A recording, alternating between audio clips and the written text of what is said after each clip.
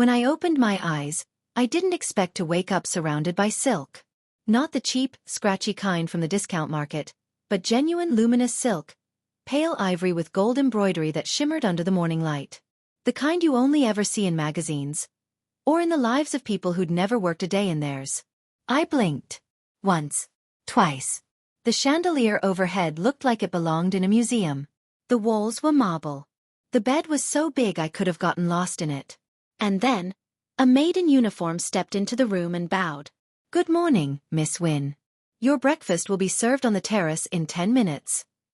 Miss Wynn. I sat up so fast I nearly tangled myself in the mountain of blankets. Wait. Did you say, Miss Wynn? The maid looked startled. Yes, Miss Aria Wynn. Are you feeling unwell? I stared at her, heart pounding. Aria Wynn.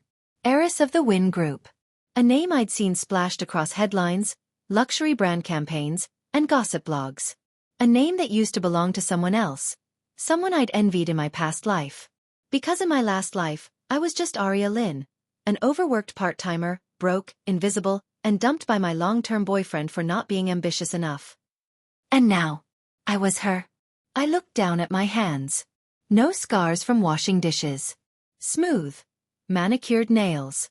And when I caught my reflection in the vanity mirror, my jaw dropped. Glossy black hair that fell in waves. Skin flawless enough to make a skincare influencer weep. Eyes bright, confident, unfamiliar. Oh my God, I whispered. I'm a rich. The maid blinked, politely confused. Pardon. Nothing.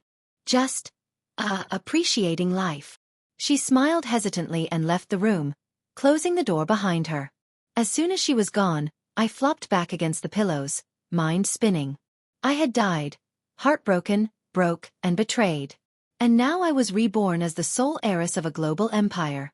It sounded like the start of one of those cheesy romance web novels I used to read to escape my miserable shifts at the cafe. Except this was real. After a few deep breaths and minor squeals of disbelief, I forced myself to move. On the dresser lay a sleek black phone. Notifications flooded the screen. Meetings, schedules, messages from people whose names sounded like they belonged to the elite. And then I saw one that made my stomach drop. From Leon Hale. Breakfast meeting. Don't be late. Leon Hale. The name hit like ice water. In my past life, Leon Hale had been the man I loved. My ex. The one who'd smiled as he told me he was marrying someone more suitable.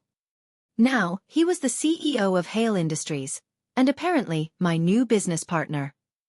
Oh, fantastic, I muttered. I died once, and the universe still couldn't get rid of him. By the time I made it to the terrace, the morning sun was blinding and Leon Hale was already there. Tall, composed, and infuriatingly handsome in a tailored black suit. He glanced up from his tablet, his gray eyes cool and unreadable. You're late. Good morning to you too, I said sweetly, sliding into the seat across from him. He raised an eyebrow. You seem different today. New skincare routine, I replied. He didn't smile, but something flickered in his eyes. Amusement, maybe curiosity.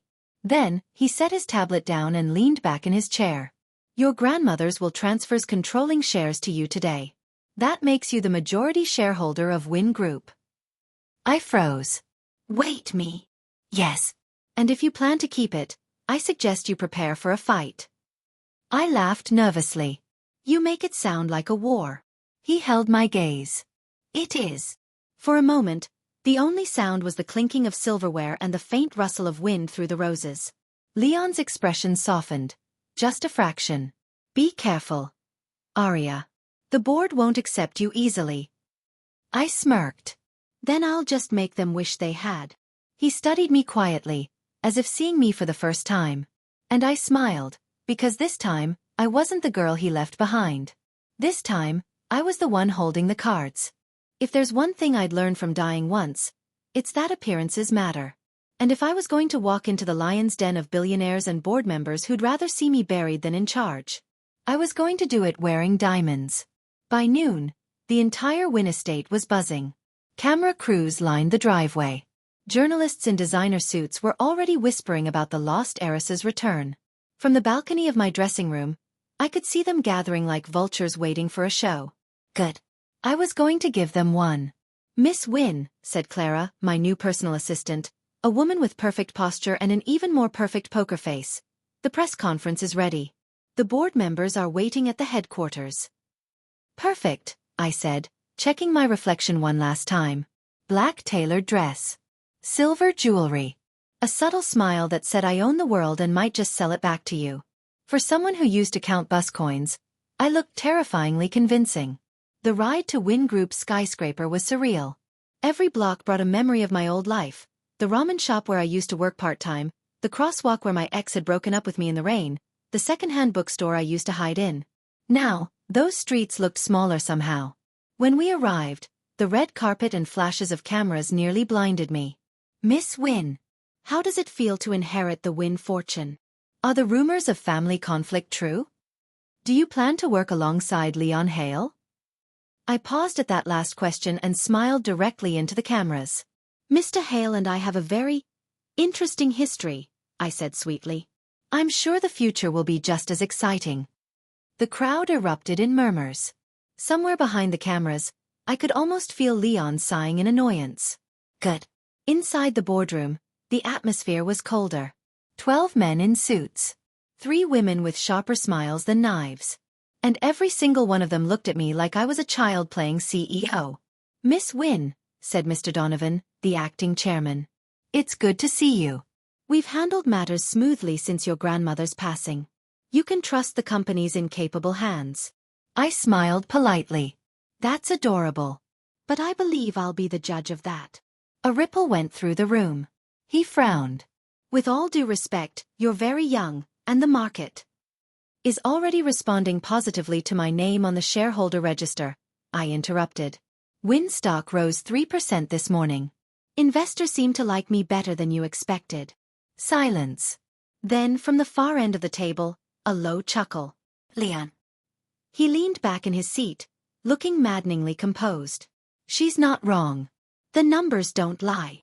Mr. Donovan stiffened. And what is your opinion on this, Mr. Hale? Leon's eyes flicked toward me. My opinion? The board underestimates her. That could be their mistake, or her advantage. I met his gaze, smiling faintly. So, he wasn't going to make this easy.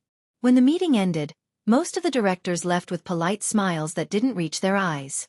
Leon stayed behind, waiting by the window overlooking the city. You enjoyed that, he said. Maybe a little, I admitted, crossing my arms. I always wanted to try being intimidating. He turned to face me. Careful. Aria. You're walking into a nest of snakes. I've been bitten before, I said quietly. This time, I brought anti-venom. Something in his expression softened, then quickly vanished. You sound different. I am different. He looked at me for a long moment, then said, almost reluctantly, Good. As he left the room, I caught my reflection in the glass wall. Confident, poised, and alive in a way I'd never been before. For the first time, I wasn't surviving. I was leading. And as for Leon Hale? Well, if he wanted to play this game, I was ready. Because this time, I wasn't the one who would lose. If the board meeting was a polite war, the following week was an all-out battlefield. Every news outlet in the city wanted a piece of the new heiress. Every relative I didn't know I had suddenly remembered my number. And every rival company smelled blood in the water. But nothing was more exhausting than Leon Hale. He had a way of appearing everywhere I turned. In strategy meetings, in business luncheons, even at charity galas. Always silent, composed, and annoyingly observant. And whenever I thought I had the upper hand, he would give me that slight, knowing smirk that said you're still 2 moves behind me. Not this time.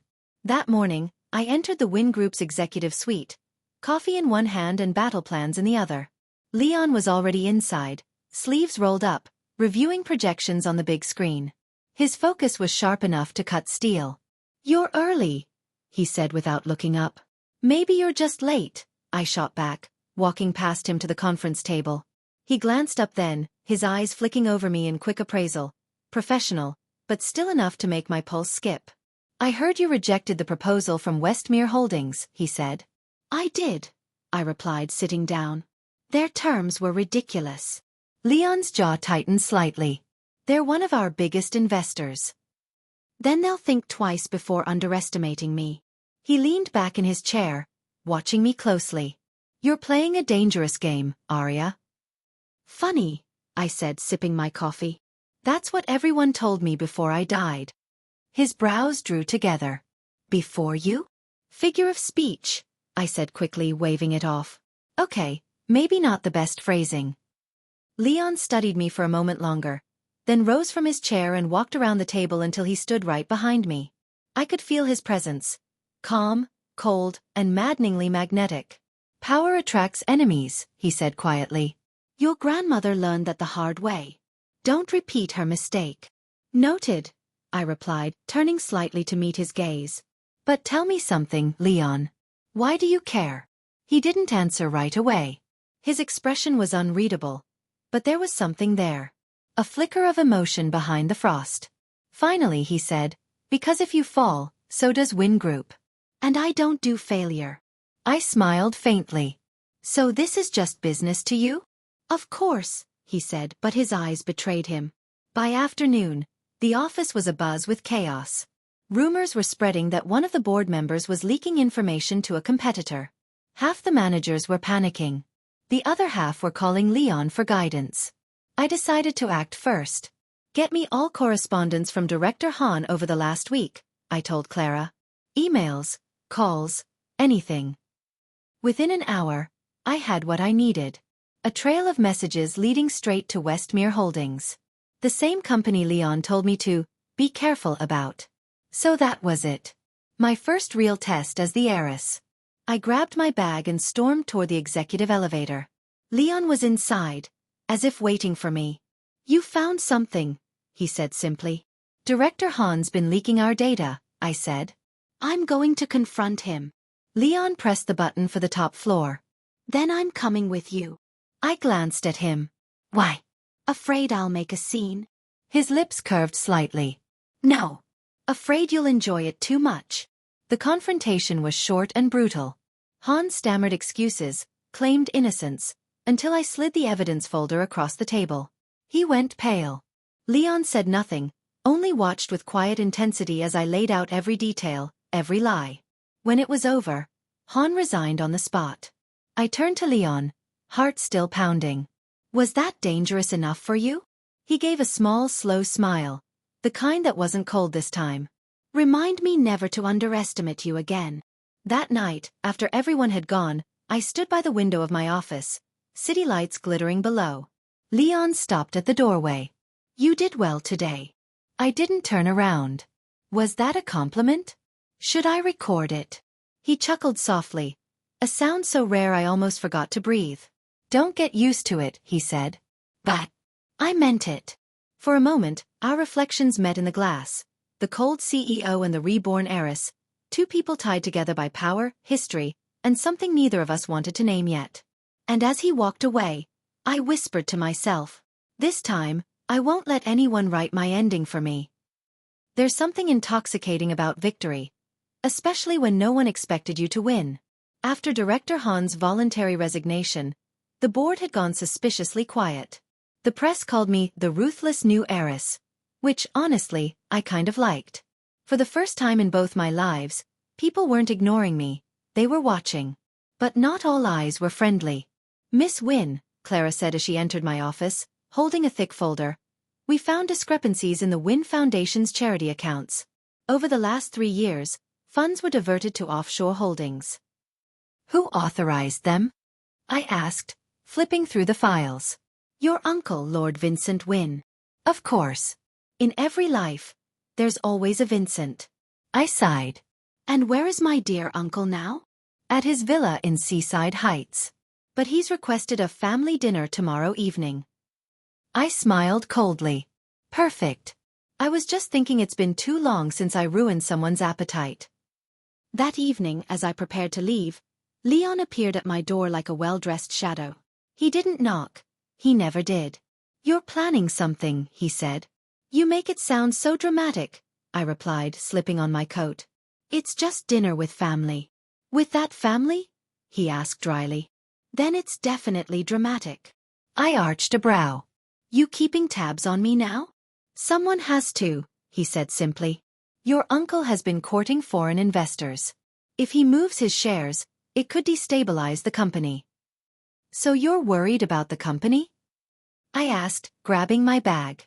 Leon's gaze lingered. Maybe. There was something in his tone, quiet, dangerous, and entirely too sincere. It unsettled me more than I wanted to admit. The Wynn Villa. Seaside Heights. The villa was all glass and grandeur, overlooking the restless sea. My uncle greeted me with the kind of smile that made you check for hidden knives. Aria, my dear, he said, kissing the air beside my cheek. How lovely to see you looking so alive. Thank you, I said sweetly. Death really puts things in perspective. His smirk faltered. Good. Dinner was a parade of polite conversation. The kind that hides poison under silverware. Vincent spoke about expanding internationally and new partnerships. I recognized the buzzwords. He was planning to sell off the family legacy piece by piece.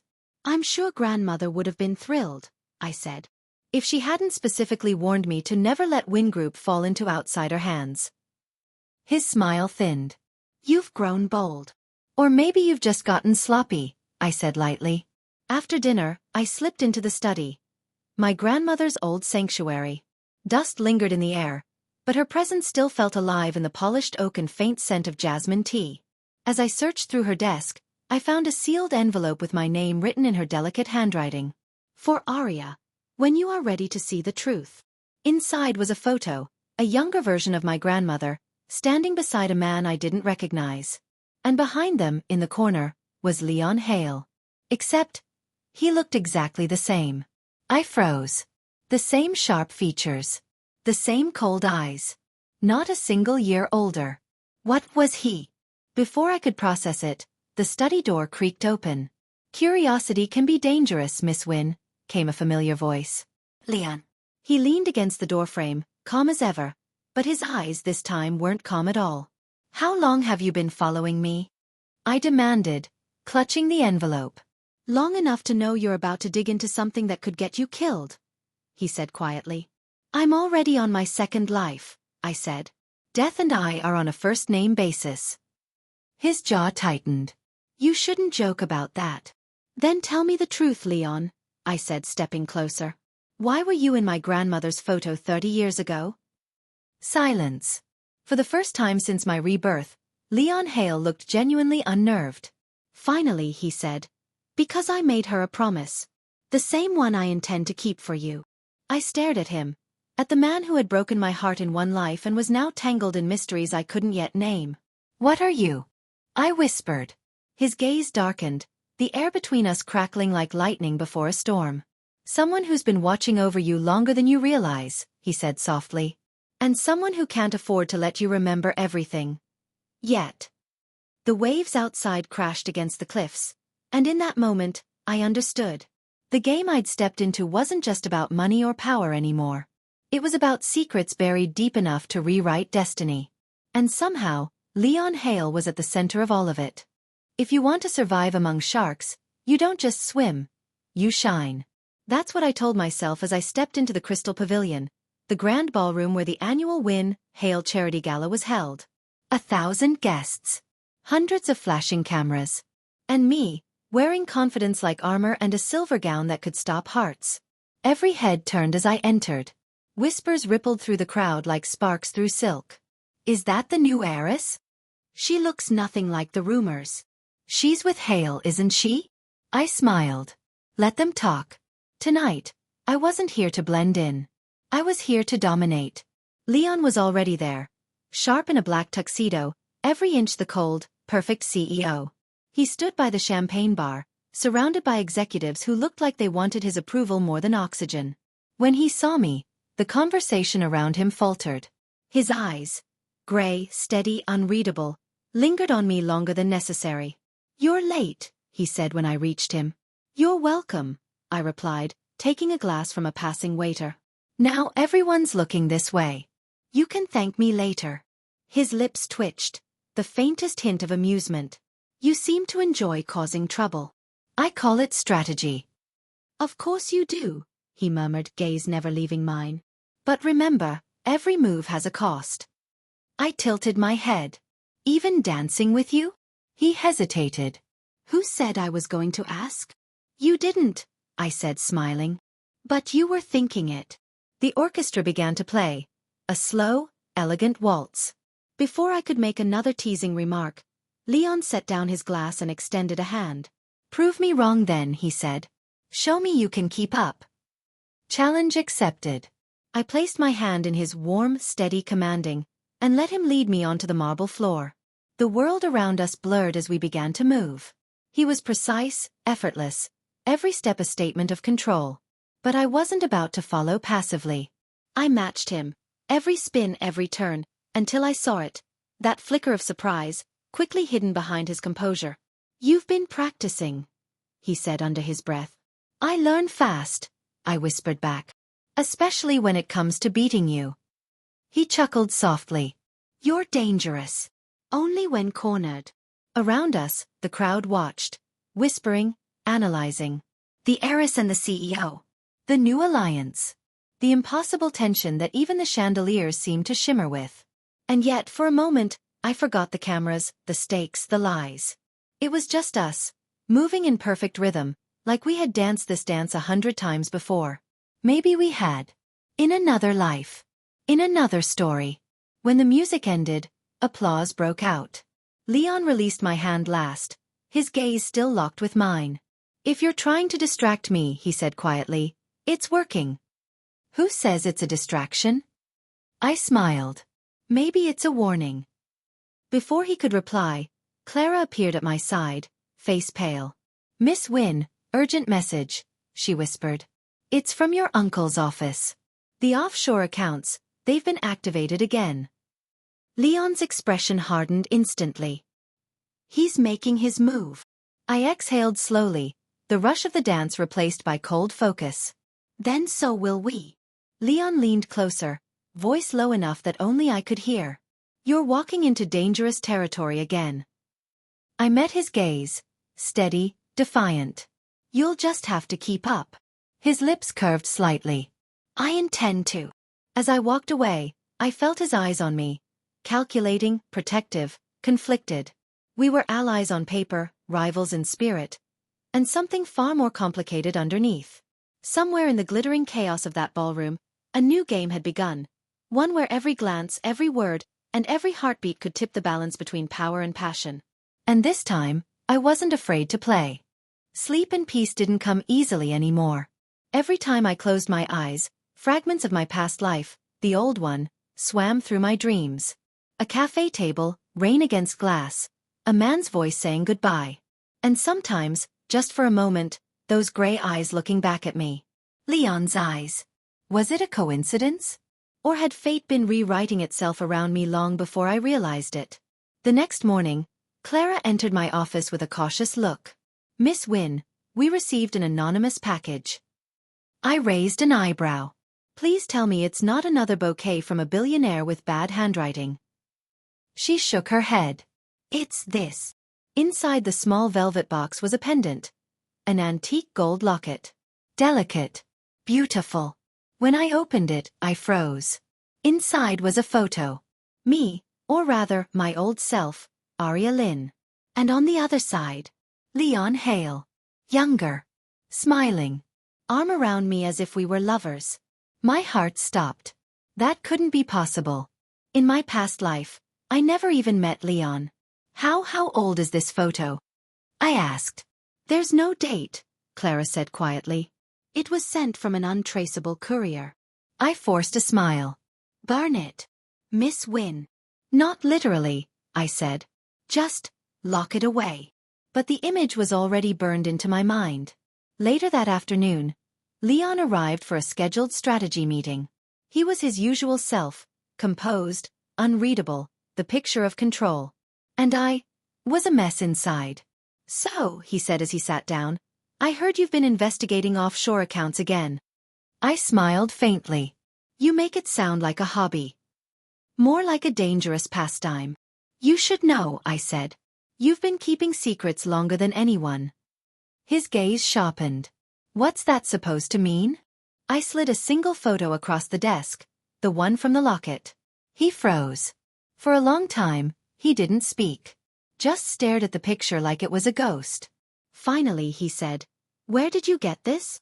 "Someone sent it anonymously." "Leon, why are we in this photo?" He exhaled slowly, then leaned back. "Because I knew you before. A long time ago." I laughed nervously. "That's not possible." "Maybe not in the way you think," he said softly. "But I was there when your grandmother made her wish, to protect the one who would inherit her legacy. I made a promise to her." I frowned. "What kind of promise?" "To keep you alive. No matter how many lives it took." I stared at him. "You're saying—" "I've watched you die once, Aria," he said, voice barely above a whisper. "And I swore I'd never let it happen again." Silence hung between us like glass. I wanted to ask 1,000 things. How he'd found me, what he was, how far this promise went. But before I could, Clara burst through the door, breathless. "Miss Wynn. The accounts.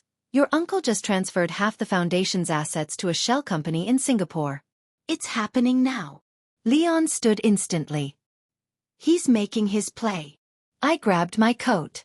"Then so will we." "Aria, wait." "No more waiting," I said sharply. "This time, I'm ending it."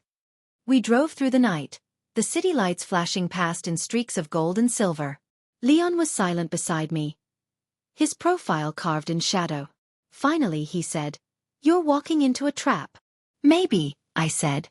"But you'll be there, won't you?" He glanced at me, a look that wasn't cold for once. "Always." We reached Vincent's penthouse just before midnight. Inside, documents covered the desk, evidence of everything he'd stolen. I picked one up. "He's draining the entire company through dummy corporations. It's over for him." Leon placed a hand on my arm. "Be careful. There's more at play than greed here." Before I could ask what he meant, the lights flickered, and the sound of footsteps echoed behind us. Vincent stood in the doorway, gun in hand. "Well," he said, smiling thinly, "the little heiress comes to collect her inheritance." How poetic. I stepped forward. "Put it down, uncle." "Or what?" His eyes gleamed. "You'll die again?" My heart froze. He knew. Before he could fire, Leon moved, faster than human reflex. The gun went flying, and Vincent crashed into the desk. But I barely registered it. My mind was still echoing with that one word. Again. How many people knew the truth of my rebirth? How deep did this web go? And who, or what, was Leon Hale really? As the police lights flashed outside and Vincent was dragged away, Leon stood beside me, silent. Finally I whispered, "You're not just a businessman, are you?" He turned toward me, his expression unreadable. "And you're not just an heiress." His hand brushed mine, a fleeting touch, electric and impossibly gentle. "Some things," he said softly, "aren't meant to be remembered yet." And in his eyes, I saw something that felt older than time.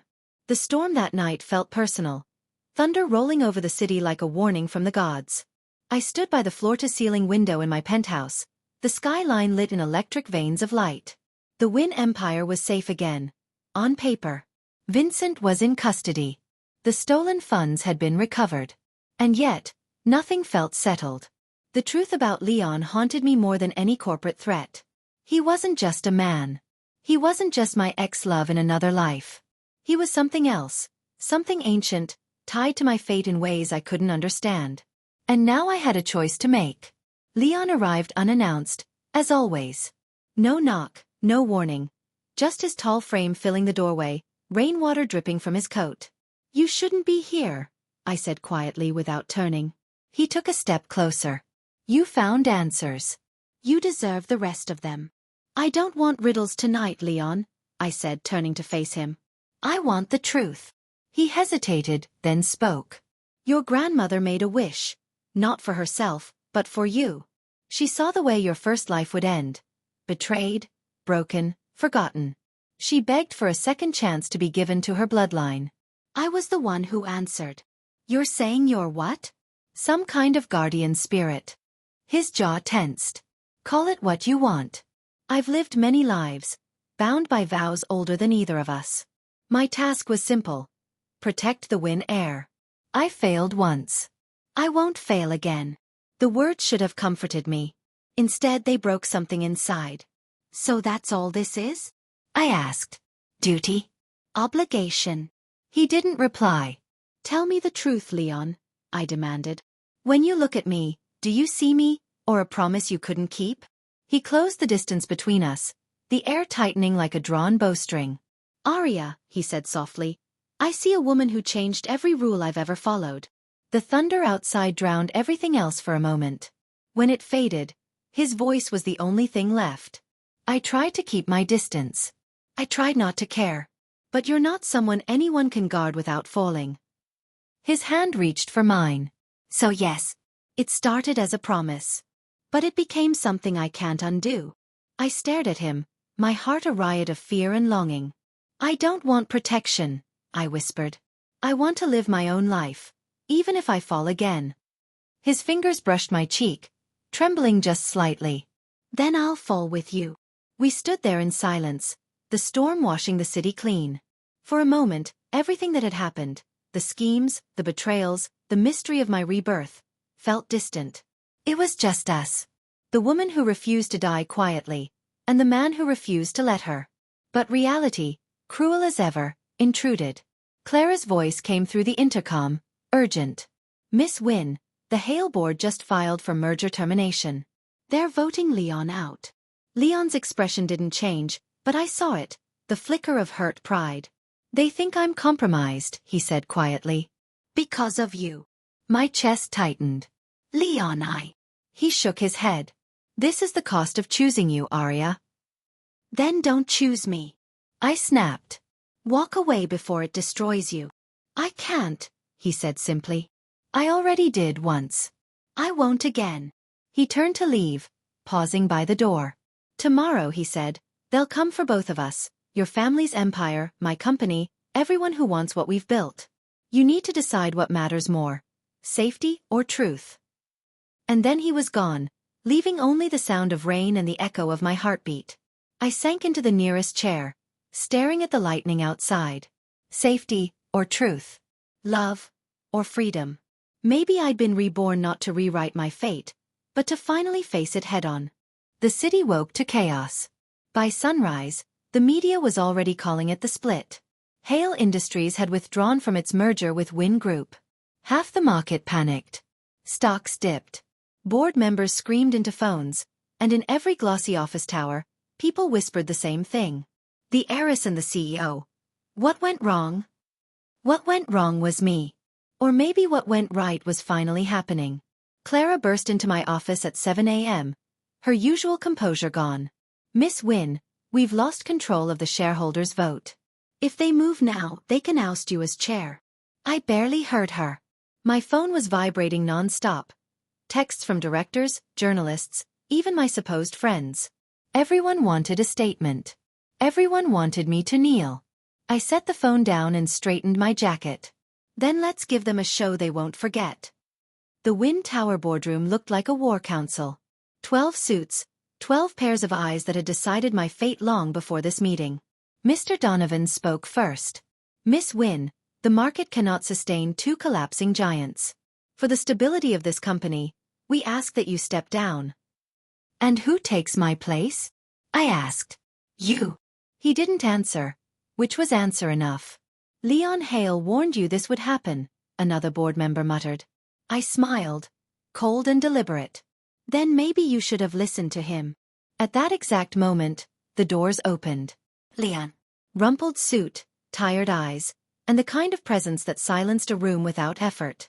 He walked straight to the head of the table, ignoring every protest. Sit down, gentlemen, he said. This isn't your decision to make. Donovan glared. You have no authority here, Hale. Leon dropped a folder onto the table. Then maybe the new majority shareholder does. When he turned the folder toward me, my heart stuttered. Inside were signed transfer papers, his controlling stake in Hale Industries, merged under my name. You didn't, I breathed. I did, he said simply. Now they can't touch you without taking me down too. The room erupted in outrage. I barely heard them. All I could see was him, Leon Hale, the man who claimed he'd lived countless lives, now burning his empire for me. Hours later, when the crisis quieted and the board adjourned, I found him on the rooftop, looking over the city like it was something he was already leaving behind. "You shouldn't have done that," I said. "You'd have done the same." "That's not the point," I said, walking closer. "You've tied your fate to mine. Again." He turned, eyes softer than I'd ever seen them. "Maybe that's where it's always been." The wind lifted my hair. The dawn was bleeding through the clouds, warm and gold. I took a breath. "Tell me something, Leon. If I hadn't died, if none of this had happened, would you still have found me?" He smiled faintly. "I did every time." We stood there, the city alive beneath us, the sky breaking open above. I thought about everything I'd lost. My first life, my innocence, my safety, and everything I'd gained. Power. Purpose.